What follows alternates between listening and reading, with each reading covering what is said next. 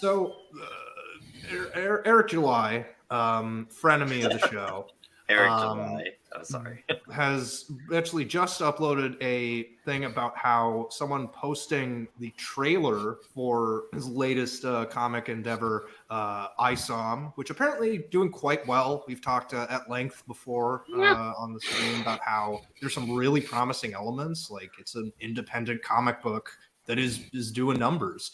And of course, he's making it a bit of a sort of like, look at all the woke leftists that are mad about my based apolitical non-woke comic, not anti-woke. But he's also talking about the need for a decentralized economy, the need to, pay staff better, things like that. Like, he is talking about really important things at the same time while he's peddling some just awful fucking propaganda. Like anti-vax, ableist, transphobic stuff. He straight up uses the term like COVIDs in his fucking videos on COVID. I tried to listen to his music just to see what the hype was with the backwards or high on Fire from the Gods.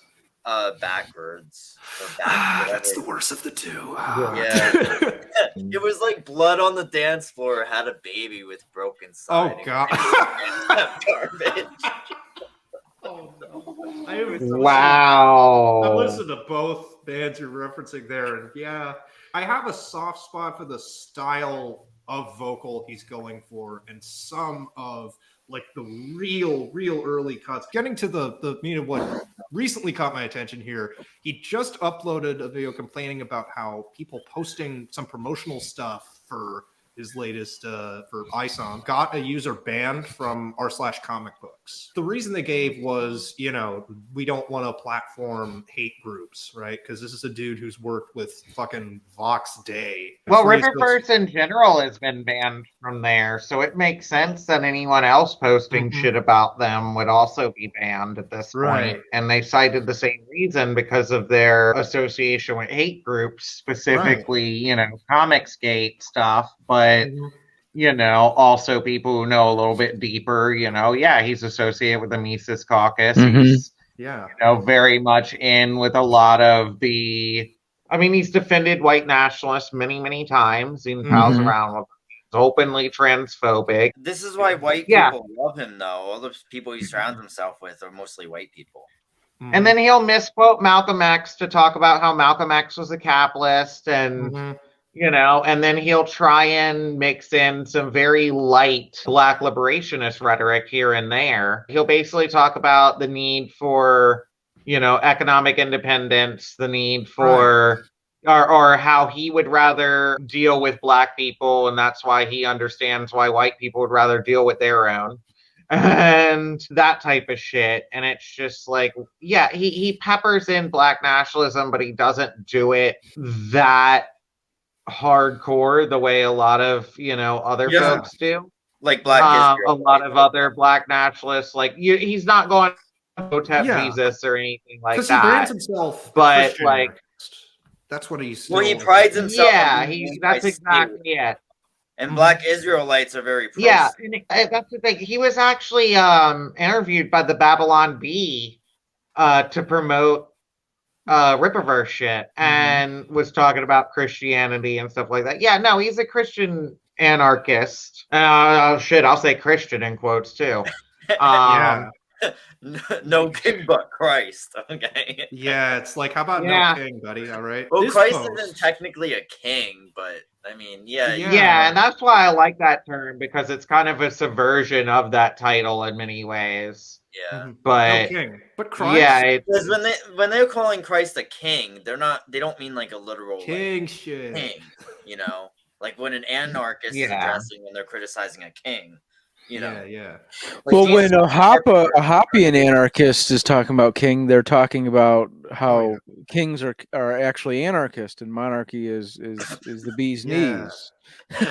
Eric put together a little video, less than really close to our stream. So he pointed out how this Shaolin Cowboy panel, which was posted a little bit ago, is allowed to stay up despite depicting a pretty gnarly incident with some Trump supporting neo-Confederate Nazi types. And he's criticized the inconsistency of the moderating policy, since obviously, imagine, what if this was a room full of communists? What would happen then? Oh, double standard, funny. Well, He's basically arguing that, like, all this stuff is, if this can be on r/comic books, platform of platforms, why can't my little trailer get posted? Come on, guys. That's the angle he's playing there. But here's the thing is, this is literally depicting Nazis getting killed, and he's comparing this to that this is a hate speech. Yeah, well, he's the one that's saying Nazis, and he's the type that says Nazis and communists are the exact same thing. So he's calling out hypocrisy by saying, well, they wouldn't ban, or they would ban this if it were a shooting up a room full of communists. That's his fucking gotcha. He's basically saying that they're hypocritical for supporting one fascism but not the other. The other big difference here is one is a comic depicting something fictional, and his stuff was banned for real life associations he has with real life neo-reactionaries. Yeah. Right. Yeah. That explains it. You have to check your friends, and these people think they act like they're victims when they're these friends of these abusers. I mean, that's what neo-Nazism is. It's just ideological abuse. I mean, if you're, I think he's just mad that it's depicting shooting up, the people that he's in league with.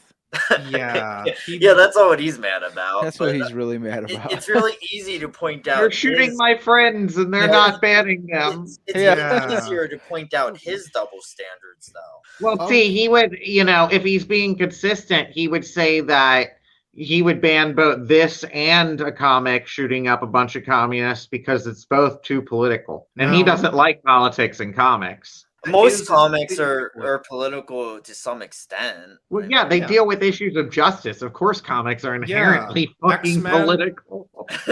Fucking X-Men. When you're dealing with ethics and civics to any extent, there has to be some politics involved. Now, even if you're just reinforcing the status quo, that's still fucking political. Yeah, like people don't see that as political for some reason when they're enforcing like some normie shit, but it is. Hey, that's the cool thing that our trailer for this stream says. Even gaming is political. Yeah. Look at that really bad artwork. It's a fucking ethics violation right here. This is an injustice to the eyes. Look at what and it's so weird because their fucking artwork is not that bad for the rest of the comic. I drew worse before though. Oh yes, but this is a professional comic. Yeah, and these are veterans from the industry that he has working on his shit. This looks like, and they decided to put out that. That looks like fan art. This looks like something I drew in 10 minutes. This might be fan art. Are we sure this isn't like fan art that he posted? Signed. Like I can literally draw this, except the faces bother me, so I would try to reach. Yeah, it's really no. That was an official piece of art. Yeah. Evidently, the eyes are way too close together. Yeah, it's just a Charlie Kirk phenomena. Like the face is tiny in all of the ways that like count, and it just really it's a tiny face, and I don't like it. I mean, the noses are fine. The noses just look big on those little faces. Yeah, it's really the eyes and the mouth, and so that's where Eric's at. And I seems to be having a final Christmas, got a Rippawatch sale. Better artists too, thank Christ.